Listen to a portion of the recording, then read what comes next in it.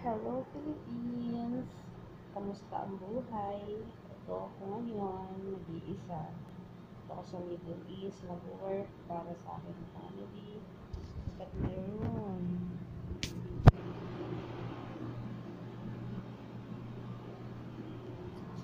medyo haggard, duty na naman mamaya. So yun lang, namiss ko lang mag-vlog. Alam nyo, masaya naman ang buhay, may work dito. Pero minsan talagang darating sa point na malulungkot tayo. Isip natin ang buhay sa Pinas, pero mas mahirap yung wala ka talagang work. So, thankful ako, may work ako, God is good. Wala lang, sana nanalo yung ating pambato ng Pinas. Sira o kaya, ay ayun mo ganun. Ingat kayo.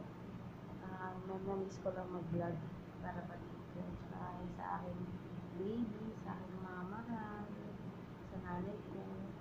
Ingat kayo guys. So, yun